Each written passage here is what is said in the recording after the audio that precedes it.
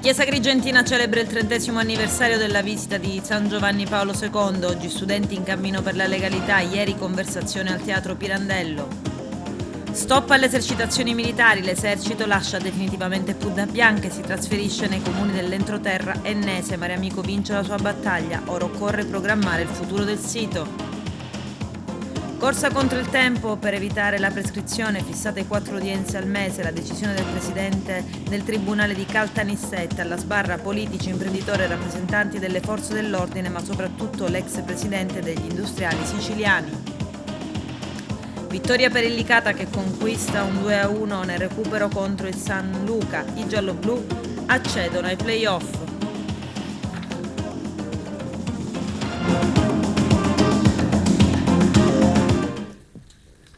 Bentrovati gentili telespettatori al nostro appuntamento con l'informazione. La Chiesa Agrigentina celebra con un calendario ricco di appuntamenti l'iniziativa sulle orme di Pietro in terra agrigentina per commemorare 3 anniversari che ricordano il passaggio dei successori di Pietro ad Agrigento, il 100° della visita di Giovanni XXIII, il 30° della visita di San Giovanni Paolo II e il 10° della visita di Papa Francesco a Lampedusa. L'8 e il 9 maggio i 30 anni della visita di Papa Giovanni Paolo II ad Agrigento. Oggi per questa occasione studenti in cammino per la legalità da Piano San Gregorio al Tempio della Concordia. Arturo Cantella.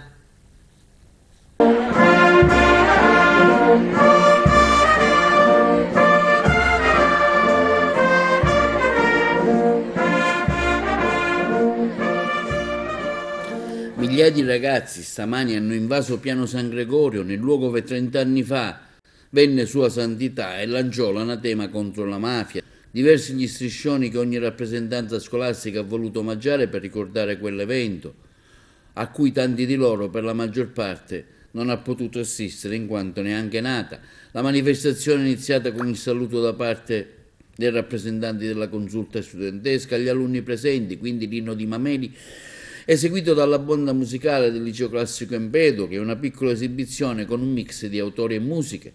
Quindi ha portato il saluto della città il sindaco Miccichè, che ha risposto alla domanda dei presentatori sul traguardo che ha raggiunto la città come capitale della cultura 2025. Quindi l'esibizione degli alunni dell'Istituto King di Favara, che hanno eseguito Verrà il giudizio di Dio e verrà un giorno, poi il prefetto con i saluti istituzionali che ha risposto a una domanda sul coinvolgimento degli studenti nella lotta contro la mafia. Diversi quindi balletti ben musicati eseguiti da parte degli alunni, Jesus Christ You're My Life, della scuola Guarino di Favara, il balletto del Roncalli su una musica di Rama, quindi il saluto del vescovo Don Damiano. Molti di questi giovani non erano nati 30 anni fa e quindi li facciamo rivivere per modo di dire quel passaggio importante di Giovanni Paolo II qui in Sicilia ad Agrigento l'8 e il 9 maggio del 1993. In quell'occasione ci fu la grande veglia allo stadio Esseneto e poi la mattina l'incontro con il Papa, di cui vedremo di ricordare qualche sua parola. E poi questo cammino verso il Tempio della Concordia che può diventare un po' la chiave delle relazioni concordi, ecco, per camminare tutti verso il rispetto della vita, verso una vita piena e bella. Si dà un bel messaggio di un percorso iniziato allora e ancora attuale, ancora vivo, anzi che si deve ravvivare. Una giornata bella che sta vedendo tanti studenti di tutta la provincia partecipare. E a cui dare, ma no, io come dico spesso, non messaggi sterili, ma rappresentazioni anche concrete di quello che si può e si deve fare per dare veramente una svolta a questa provincia, nel senso ovviamente della legalità e di quell'impegno che San Giovanni Paolo II chiese alla Sicilia tanti anni fa. Siamo qui con gli studenti della scuola secondaria di primo grado per ricordare questo evento che ha visto la presenza di Papa Giovanni Paolo II 30 anni fa, ma soprattutto anche il grido contro la mafia che venne appunto pronunciato qui a Piano San Gregorio, e per gli studenti che a quell'epoca non c'erano è anche un'occasione per conoscere un pezzo della storia recente di questo nostro paese e capire anche quali sono gli elementi da considerare per la loro formazione e per la loro crescita. Il mondo della scuola oggi è presente in maniera massiccia. Assolutamente sì, e posso fare la presuntuosa e dire che grazie a Don Enzo siamo i protagonisti oggi. Il nostro Papa è riuscito ancora una volta a metterci tutti insieme, quindi è bellissimo per me. Come si svolgerà, insomma, sta avendo parecchio successo la cosa, no? Eh sì, perché c'è un lavoro preparatorio che Don Enzo Sazio con l'equipe formativa ha fatto durante un paio di mesi con la consulta giovanile. Poi ci sono i nostri ragazzi che presenteranno e si sono occupati anche di aiutarci nell'organizzazione. Ci sono tutte le scuole della diocesi di Agrigento, o almeno una rappresentanza per ogni scuola. A 30 anni 30 anni fa, io a 16 anni ero qua come loro, quindi fa una bella impressione vedere questa valle che si sta riempiendo, e ricordiamo quel invito di Giovanni Paolo II: convertitevi, un giorno verrà il giudizio di Dio. Che tutto il mondo ha ripreso. Che tutto il mondo è ripreso. Ieri c'è stato un incontro al Teatro Pirandello importantissimo, e oggi ci sarà una marcia che sarà da Piazza Vittorio Emanuele fino in cattedrale con una celebrazione nel finale. pomeriggio. Nel pomeriggio. Invece la mattina? Questa mattina invece i ragazzi saranno per una prima parte qua, hanno preparato dei momenti, dei balli, tutta una serie di eventi che potranno fare da questo palco, e poi ci sarà una marcia che terminerà al Tempio della Concordia, dove ci sarà il saluto del nostro Vescovo, proprio il Tempio della Concordia che è stato da Giovanni Paolo II ripreso come simbolo di pace, e in questo momento anche dare questo tema della pace è importantissimo. È stata una bellissima esperienza, anche perché abbiamo voluto contribuire con le nostre voci a creare momenti di raccoglimento e di preghiera. Siamo molto lieti di essere qui, di partecipare, e in questo caso noi ragazzi del direttivo della consulta di presentare questo evento organizzato in collaborazione dalla consulta provinciale e dall'arcidiocesi di Agrigento.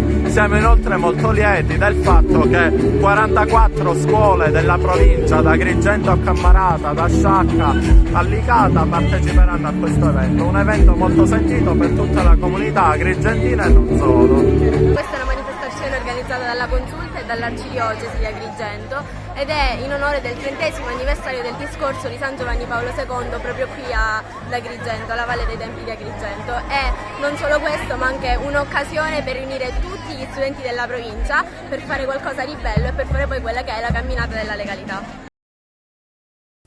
E ieri al Teatro Pirandello la conversazione a 30 anni dalla visita di Papa Giovanni Paolo II. Come è mutata la mafia? Quale sentiero ha percorso la Chiesa? Arturo Cantella. Nell'ambito delle manifestazioni per ricordare la venuta del Santo Padre ad Agrigento si è svolto ieri sera presso il Teatro Pirandello una conversazione dal tema a 30 anni dalla visita di Papa Giovanni Paolo II, come è mutata la mafia, quale sentiero ha percorso la Chiesa, sul tema il saluto del sindaco di Agrigento Miccichè, moderato dal vaticanista giornalista di Mediaset Fabio Marchese Aragona. Si sono confrontati Giuseppe Pignatone, presidente del Tribunale dello Stato della Città del Vaticano, Caterina Chinnici, magistrato e deputato al Parlamento Europeo, Antonio Raspanti, vescovo di Acireale e presidente della CESI. Ha concluso i lavori Alessandro Damiano, arcivescovo di Agrigento. Un messaggio importante, uno scossone alle coscienze di tutti, questo appello alla conversione. Cos'è cambiato? Una sensibilità più matura riguardo al fenomeno mafioso, certamente. Se ne parla, si ha una consapevolezza che oltre l'azione criminale, che certamente è facile da vedere e da cui prendere le distanze, c'è anche una sorta di atteggiamento, di mentalità mafiosa che è più difficile da vedere e quindi a volte se ne è vicini, a volte addirittura io direi così serenamente contaminati. Beh, questo fino a una decina di anni fa era ancora un equivoco che direi in forza di studi ma anche di divulgazioni è stato abbondantemente chiarito, lo dirò questa sera, e cioè per esempio nei pizzini, nei diari di Provenzano dove lui consulta la Bibbia o nelle pratiche, poi quelle concrete di cui per esempio ci hanno parlato i vari magistrati, quando uccidevano ad uno salivano a Santa Rosalia a ringraziarla perché era andata bene, diciamo così, dal loro punto di vista. Il tentativo dell'impianto mafioso è quello di costruirsi un Dio a propria immagine e somiglianza, da dominare, da imporre, sul quale avere potere. Per questa ragione di fatto si scontra con il Dio che propone la Chiesa, per così dire, perché il Dio che propone la Chiesa non è un Dio che lo propone la Chiesa, è un Dio che si è fatto carne, è venuto Gesù Cristo, ma ha dato alla Chiesa i criteri per riconoscere un vero discepolato da una falsa religiosità. Per cui mai e poi mai i mafiosi intendono sottoporsi al giudizio della Chiesa. La mafia è cambiata radicalmente, non solo dopo l'ammonimento della Valle dei Templi, ma in coincidenza con le stragi e con la repressione dello Stato dopo le stragi e la rivolta delle società civili dopo le stragi. Il biennio 92-93 è il punto di svolta della mafia. Quel discorso di Agrigento del Papa ebbe come reazione le bombe al Laterano e al Velabro a Roma, in qualche modo anche la morte di padre Puglisi natura in questo contesto, e noi abbiamo, lo dirò più tardi, abbiamo traccia di un'intercettazione di 12 anni dopo in cui un importante mafioso palermitano, assistendo in televisione alle esequie per la morte di Papa Giovanni Paolo II, diceva non gli perdonava ancora quella che egli definiva nel nostro dialetto una sbrasata, cioè la sparata, dice lui, a danno di tutti i siciliani. Mi pare un fatto significativo, cioè 12 anni dopo quei fatti, davanti al cadavere del Papa che vedeva in televisione, ancora ricordava quelle parole che evidentemente avevano colpito non solo i cattolici, non solo i comuni cittadini, ma proprio i mafiosi in quanto tali. Ma io direi che in questi 30 anni è cambiato molto, ma non si può ancora abbassare la guardia. È cambiato molto in termini di reazione delle istituzioni, dello Stato, ci sono stati dei risultati importanti ovviamente nella lotta alla mafia, ci sono delle leggi che oggi sono modello a livello europeo, sono tutti temi su cui io lavoro. Però non bisogna abbassare la guardia, bisogna lavorare soprattutto rivolgendosi ai più giovani. Si dice insegnare la legalità fin dalla scuola, io vado in tutte le scuole, dall'asilo alle università, proprio per portare testimonianza concreta dell'impegno per affermare la legalità, rivolgendomi soprattutto ai ragazzi. Il cambiamento delle coscienze deve partire da loro. Mio padre aveva una grande fiducia nei giovani ed è su di loro che dobbiamo investire per cambiare veramente le cose, per cambiare veramente la cultura, per cambiare la realtà di questa terra bellissima che merita di essere amata e merita che si superino queste oppressioni che vengono purtroppo dalla mafia. Stop alle esercitazioni militari, l'esercito lascia definitivamente Punta Bianca e si trasferisce nei comuni dell'entroterra ennese. I dettagli nel servizio. Finalmente è stata messa la parola fine ad una lunga battaglia combattuta da Mariamico contro le esercitazioni militari al poligono di Tirodrasi, area confinante con Punta Bianca, dichiarata riserva naturale lo scorso giugno dall'allora presidente della regione siciliana Nello Musumeci. L'esercito lascia il nostro territorio, la provincia di Agrigento, e si trasferisce in un luogo decisamente più adeguato al suo addestramento. Lo comunica in una nota stampa l'associazione ambientalista Mariamico di Agrigento con in testa Claudio Lombardo. Ieri è stato siglato un accordo tra l'esercito italiano e i comuni di Gangi, Nicosia e Sperlinga, in provincia di Enna. Questa saggia soluzione ha trovato l'apprezzamento da parte dei 3 comuni interessati, da parte dell'esercito italiano, da parte degli agrigentini e di Mariamico.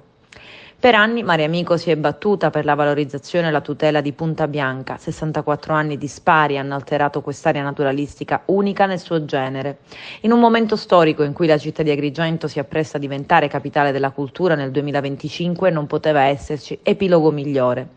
Oggi possiamo dire che ha vinto la ragionevolezza, forse anche grazie a quella che possiamo definire la madrina di Punta Bianca, Belén Rodríguez. Era stata l'apprezzata showgirl a scegliere la nostra Marna Bianca come luogo iconico per presentare il suo brand di moda e questo ha acceso i riflettori sulla nostra richiesta, dice Mariamico, di istituzione della riserva. Belén ha conquistato i cuori e acceso i motori della politica che aveva accantonato il nostro fascicolo in un cassetto per ben 26 anni. Considerato il riverbero mediatico che riceverà la riserva naturale, ci auguriamo che Agrigento e Palma di Montechiaro, comuni in cui ricade, si facciano trovare pronti. Occorre, scrive Mariamico, lavorare insieme ad esempio per la manutenzione e la rigenerazione dell'ex caserma della Guardia di Finanza. Ci auguriamo che questa struttura possa diventare fiore all'occhiello della riserva, museo del mare, punto di incontro e di formazione ambientale per i giovani. Vanno implementati e organizzati dei percorsi di trekking, attività sportive a cavallo in SUP. Vanno sistemate le vie d'accesso, la segnaletica e va approvato immediatamente il piano di gestione ed utilizzazione del sito, conclude Mariamico. Processo montante, corsa contro il tempo per evitare la prescrizione, fissate 4 udienze al mese. Vediamo. Corsa contro il tempo nel processo di Caltanissetta sul cosiddetto sistema montante che vede alla sbarra politici, imprenditori, rappresentanti delle forze dell'ordine, ma soprattutto l'ex presidente degli industriali siciliani ed ex sedicente paladino dell'antimafia Antonello Montante, già condannato in un altro processo per corruzione. Il presidente del tribunale di Caltanissetta, Francesco D'Arrigo, nel corso dell'udienza ha annunciato che da ora in poi si terranno 4 udienze al mese, tutte concentrate di lunedì, un modo per riuscire ad evitare la prescrizione che incombe su alcuni imputati, sempre.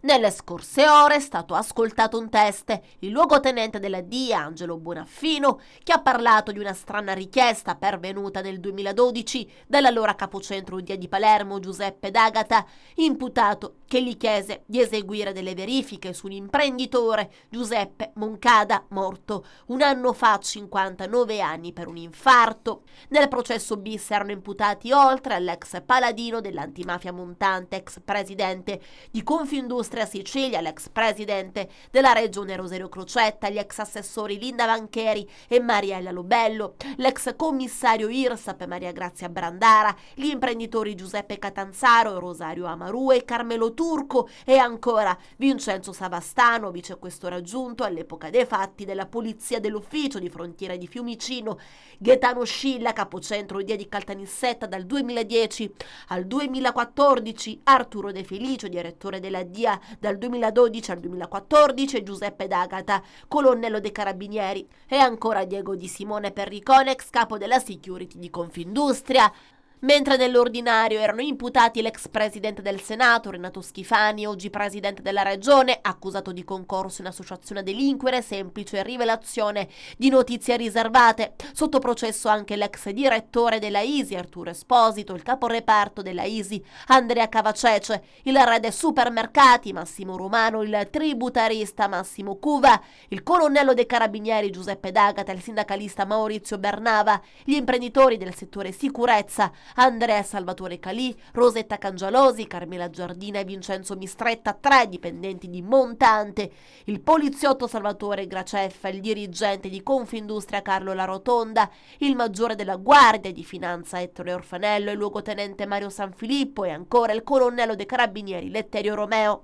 L'ex paladino dell'antimafia, secondo gli inquirenti, avrebbe messo in piedi un sistema di potere ideato e attuato grazie a una ramificata rete di relazioni e complicità intessuta con vari personaggi inseriti ai vertici dei vari settori delle istituzioni. Inoltre sarebbe stato al centro di un'attività di dossieraggio realizzata anche grazie a complicità eccellenti attraverso l'accesso alla banca dati delle forze dell'ordine finalizzata a ricattare nemici, condizionare attività politiche, amministrative, acquisire acquisire informazioni su indagini a suo carico. Grazie ai suoi contatti e all'influenza che esercitava in alcuni ambienti istituzionali, l'imprenditore avrebbe creato una sorta di rete spionistica.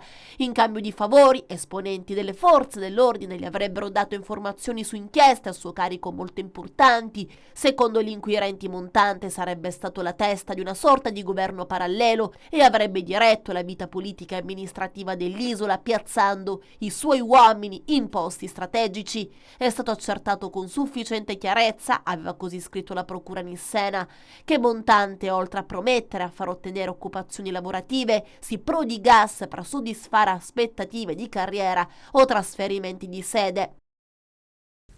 Assemblea sindacale stamani al comune di Agrigento, diverse le vertenze in corso. I dettagli con il nostro direttore Arturo Cantella. Parliamo di questa manifestazione oggi qui per i precari del comune di Agrigento, l'ennesima manifestazione senza alcuna risposta, immagino. Sì, intanto questa assemblea è organizzata anche per una campagna nazionale per le manifestazioni che si stanno facendo a livello nazionale. La prima è stata fatta a Bologna, l'altra sarà a Napoli per quanto riguarda il mezzogiorno, e quindi in preparazione di questa manifestazione noi stiamo facendo le assemblee nei posti di lavoro. Chiaramente qua ad Agrigento c'è una specificità e c'è un'esigenza particolare del precariato sul quale abbiamo fatto tante iniziative e ancora attendiamo una risposta definitiva da parte dell'amministrazione per una definitiva destabilizzazione del precariato, perché è vero che sono lavoratori a tempo indeterminato, però il part-time involontario li porta ad essere ancora dei precari, perché non si riesce a vivere e portare avanti la famiglia. Quindi noi su questo puntiamo tante carte, sul completamento di questo disegno nostro, cioè del lavoro pieno, dignitoso. Tra l'altro è una cosa fondamentale della campagna nazionale, dopo questo decreto del 1° maggio da parte del governo nazionale, che ha dato un contentino per quanto riguarda il cosiddetto taglio del cuneo fiscale, però poi che è momentaneo e non è definitivo, che però non permette, non stanzia niente per il rinnovo contrattuale e quindi per il superamento del precariato e delle cose che stanno a cuore alla CGIL, alla CIS e alla QUIL in pratica. Parello, allora qual è la situazione al comune di Agrigento? Bene, nello specifico la situazione al comune di Agrigento non è dissimile a quella che c'è negli altri comuni della provincia di Agrigento, però questo è un comune capoluogo di provincia ed è del tutto anormale che ancora oggi stiamo qui a parlare per l'ennesima volta dell'esigenza che hanno questi lavoratori di vedere riconosciuta la loro dignità lavorativa attraverso la trasformazione del loro contratto da tempo parziale, come diceva il collega, a full time. Ma questo è solo un aspetto. Agrigento capitale della cultura, Agrigento dovrà affrontare un anno in cui dovrà essere la vetrina d'Italia, che vedrà un afflusso enorme di cittadini, e ci chiediamo come si potranno garantire le turnazioni ai servizi con questo personale che è a 21 ore e che di passo dopo passo all'integrazione oraria a tempo parziale. Ma a questo si aggiunge il fatto che questo è un comune che, nonostante gli sforzi messi in campo da parte delle organizzazioni sindacali nell'attendere la rideterminazione del fondo risorse decentrate, che ricordo serve per pagare turnazione, preferibilità, servizio esterno, insomma tutti quegli istituti che garantiscono i servizi a ciclo continuo, ancora oggi non distribuisce il fondo risorse decentrate dal lontano 2018. Quindi parliamo di 5 anni, ha dato all'esterno, ad una società esterna, l'onere e il compito ovviamente a pagamento della ricostruzione del fondo risorse decentrate, ma ad oggi, a causa anche dell'enorme carico di lavoro che ha il dirigente dell'area finanziaria, nonostante le scadenze che ci eravamo dati, non siamo riusciti a ricavare nulla di utile per i lavoratori, se non un continuo rinvio sine die. Questa situazione non può essere più tollerata, anche perché ci sono gli adempimenti che sono previsti dalla legge e questo comune puntualmente non fa. Quindi oggi noi definitivamente mettiamo un punto su questa situazione e siamo disposti anche a socializzare questa situazione anche agli organismi di vigilanza che devono vigilare sulla corretta applicazione delle norme e dei contratti. Quindi a questo punto noi ci auguriamo che l'amministrazione capisca che il limite è stato superato. Abbiamo teso diverse mani, ma abbiamo la necessità delle risposte dei lavoratori, anche perché questo è un anno in cui si dovrà attuare il nuovo contratto e noi, lo ricordo, in questo specifico comune abbiamo perso un'intera sessione contrattuale. Degli istituti previsti dal contratto 2016-2018 questo comune non ha visto nulla e rischia di non vedere nulla neanche del contratto 2019-2021 che già è scaduto. Anche la UIL è presente a questa manifestazione, ecco, le risposte, come già hanno detto i suoi colleghi, purtroppo sono in fortissimo ritardo. Ma l'assemblea di oggi serve a sensibilizzare, diciamo, il governo e non solo i governi nazionali ma anche quelli regionali e locali sulle problematiche che afferiscono ai lavoratori. Oramai purtroppo le buste paga non consentono più di poter vivere a causa dell'inflazione. Quindi questo percorso è un percorso che parte dal basso, dalle assemblee, per poi alla fine concludere nelle manifestazioni nazionali con le piattaforme dei rinnovi contrattuali, cosa che al momento non c'è e non abbiamo e che chiederemo con forza. La condanna per un reato lieve, lo spaccio di pochi grammi di hashish o la vendita di prodotti contraffatti, non può far scattare l'automatico respingimento della richiesta di rinnovo del permesso di soggiorno, come prevede il testo unico sull'immigrazione del 1998. La decisione spetta invece al questore, che dovrà valutare la pericolosità sociale del richiedente prima di negare il permesso. Lo ha stabilito la Corte Costituzionale con una sentenza depositata ieri. I dettagli nel servizio. Il tema è caldo ed è quello sui migranti. La condanna per un reato lieve, come lo spaccio di pochi grammi di hashish o la vendita di prodotti contraffatti, non può far scattare l'automatico respingimento della richiesta di rinnovo del permesso di soggiorno, come prevede invece il testo unico sull'immigrazione del 1998. La decisione spetta invece al questore, che dovrà valutare piuttosto la pericolosità sociale del richiedente prima di negare il permesso. Così ha stabilito la Corte Costituzionale con una sentenza, relatrice Maria Rosaria San Giorgio, depositata nelle scorse ore, che ha dichiarato l'illegittimità costituzionale di alcuni articoli del decreto legislativo 286 del 1998 nella parte in cui ricomprendono tra le ipotesi di condanna che impediscono automaticamente il rinnovo del permesso di soggiorno per il lavoro anche quelle per il reato di spaccio e vendita di merci contraffatte, senza prevedere che l'autorità competente verifichi in concerto la pericolosità sociale del richiedente. Era stato il Consiglio di Stato a sollevare le questioni di costituzionalità nell'ambito di 2 giudizi originati da ricorsi presentati da stranieri, la cui richiesta di rinnovo del permesso di soggiorno per motivi di lavoro era stata respinta per effetto delle condanne per reati considerati lievi, in un caso l'illecita detenzione di 19 grammi e la cessione di 1,5 grammi di hashish, nell'altro invece la vendita di prodotti con segni mendaci. La Consulta ha così chiarito che il legislatore è sì titolare di un'ampia discrezionalità nella regolamentazione dell'ingresso e del soggiorno degli stranieri sul territorio nazionale, tuttavia entro il limite di un ragionevole proporzionato bilanciamento dei diritti e degli interessi coinvolti, e nei casi esaminati, a fronte della minore entità dei fatti di reato, l'automatismo dell'iniego è stato ritenuto manifestamente ragionevole, sia perché per le stesse condanne nell'ambito della disciplina dell'emersione del lavoro irregolare, volta al medesimo scopo del rilascio del permesso di soggiorno, quest'ultimo non è automaticamente escluso, ma implica una valutazione in concerto della pericolosità dello straniero, sia perché esso riferito a stranieri già presenti regolarmente sul territorio nazionale e che hanno iniziato un processo di integrazione sociale, è in contrasto con il principio di proporzionalità come declinato dalla giurisprudenza della Corte Europea dei Diritti dell'Uomo. Nella sentenza si sottolinea infine che non c'è alcun pregiudizio all'interesse dello Stato, alla sicurezza e all'ordine pubblico, dalla sola circostanza che l'autorità amministrativa competente operi in presenza di una condanna per questo tipo di reati. Un apprezzamento concreto della situazione personale dell'interessato, a sua volta soggetto ad eventuale sindacato di illegittimità del giudice.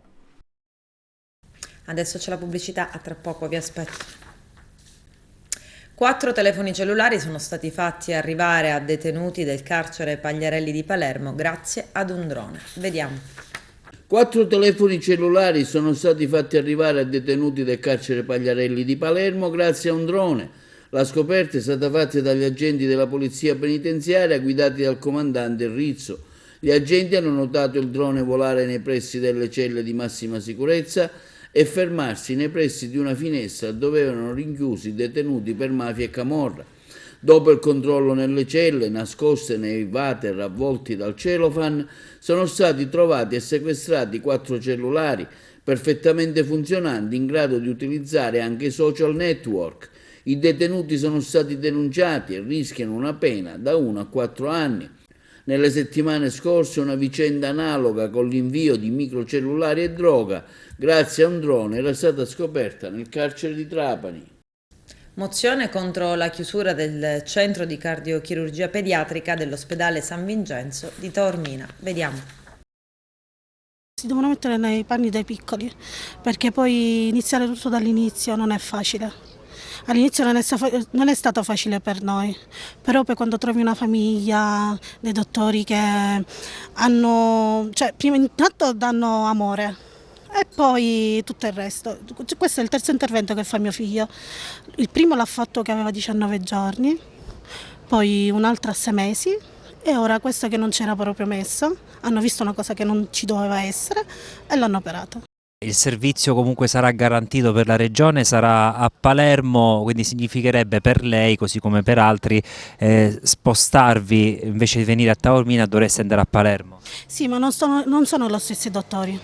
Loro sono del San Donato, se non mi sbaglio. Il mio figlio ha dall'inizio che loro l'hanno curato, l'hanno portato qua è per loro, non è che è grazie agli altri dottori. Sinceramente non ho parole perché sono sconvolta, dico solo che loro si devono passare la mano sul petto e pensare a quello che devono affrontare questi bambini di nuovo, perché non è facile. Hai comunque affrontato un viaggio significativo, se pensiamo alla distanza da Pantelleria a Taormina, e non è la prima volta, non soltanto per gli interventi, anche per i controlli. Oggi è qui per un controllo. È stato operato il giorno 24, siamo usciti sabato, oggi abbiamo il controllo e domani ce ne andiamo. Ma non è il viaggio quello che a me interessa, so che lo porto qui e so che è in buone mani. Loro sono i primi, un centro di eccellenza in Sicilia non è che è tanto facile, perché devono togliere questa cosa. Qua non stiamo togliendo perché c'è una mala sanità, qua l'ospedale funziona. Non riesco a capire proprio perché tutto questo accanimento. Perché è un'equipe che lavora abbastanza bene, da tutto il mondo vengono, quindi anche dall'Africa, perché il dottor Agati fa le missioni e li porta qui, quindi non riesco ancora a capire il motivo. Teatro Greco di Siracusa, al via la stagione di rappresentazioni classiche, inizieranno l'11 maggio per concludersi il 2 luglio, i dettagli nel servizio. Con Prometeo incatenato di Eschilo si inaugura giovedì 11 maggio il ciclo di rappresentazioni classiche al Teatro Greco di Siracusa. La 58esima stagione di spettacoli dell'INDA, l'Istituto Nazionale del Dramma Antico, si preannuncia ricca e interessante con 4 nuove produzioni e 200 artisti in scena.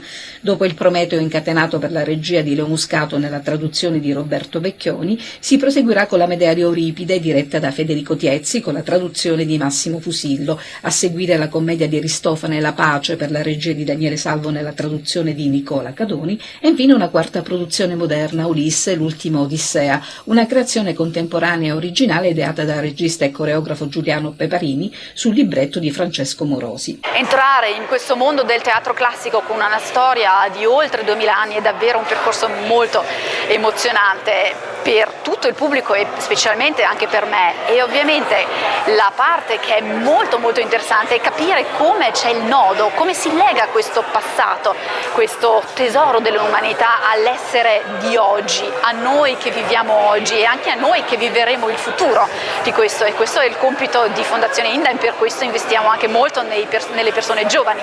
La stagione dell'Inda proseguirà anche oltre il Teatro Greco di Siracusa. Quest'anno, infatti, grazie al contributo del Ministero della Cultura, comincerà una lunga tournée nei teatri italiani che da luglio a novembre farà tappa a Pompei, al Teatro Romano di Verona, a Benevento, Segesta, Tindari e al Teatro Arcimboldi di Milano. Calcio, vittoria per il Licata che conquista un 2-1 nel recupero contro il San Luca. I gialloblu accedono ai play-off. Vediamo. Si parte adesso, primo possesso, addomestica il pallone, non riesce a girarsi, Jakovlev con la suola, la mette in mezzo, arriva Pelle sul pallone, stoppa, Pelle in aria, la mette, ora Guattarà in possesso palla, il tiro, Pelle, una finta, la mette in mezzo, il pallone attraversa tutta l'area, va alla battuta Leveque, bello il cross, Gamez Pietro sul secondo! Ancora il tiro del Licata, pericoloso. Rotulo alla battuta. Va lungo Rotulo, di testa il Licata, la toccano ed è il vantaggio della squadra siciliana, disattenzione difensiva. Dopo il gol di Minacori.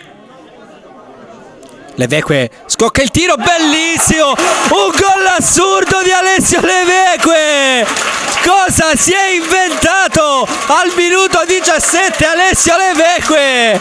Ancora riparte il San Luca con Pelle che tira.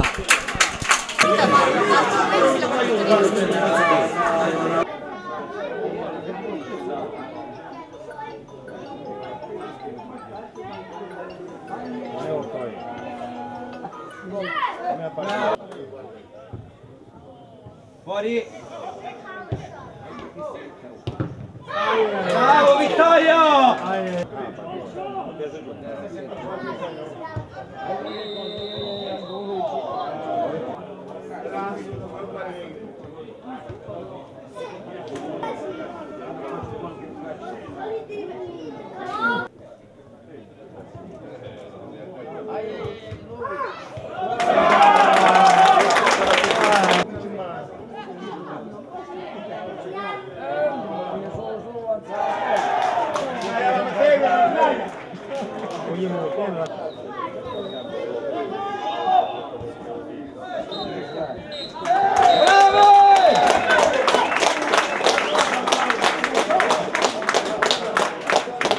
Ieri abbiamo messo la classica ciliegina sulla torta, quello che avevamo prefissato dopo il raggiungimento di una salvezza tranquilla a 7 giornate dalla fine.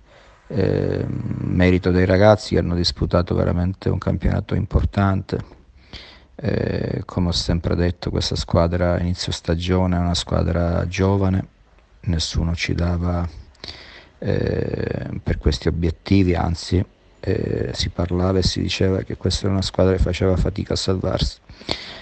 Abbiamo lavorato duramente in un periodo anche buio, dove le prime 5 partite abbiamo totalizzato 2 punti e c'erano delle difficoltà, però abbiamo sempre creduto nel nostro lavoro, ci siamo sempre impegnati al massimo e piano piano siamo riusciti a trovare una quadratura, e a trovare l'entusiasmo e a trovare le giuste correzioni per andare avanti e finire il campionato come l'abbiamo finito. Gran merito, ripeto ancora una volta, dei ragazzi, della società che ci ha sempre sostenuto, per cui questo è un premio che è importante per tutti. Alcuni dicono che non valgono niente i playoff, ma chi non ci arriva è chiaro che dice che non valgono niente. Noi ci siamo arrivati e siamo contenti di disputarli. Con questo è tutto, termina qui l'edizione del telegiornale. Grazie per la gentile attenzione e per essere stati con noi. A presto.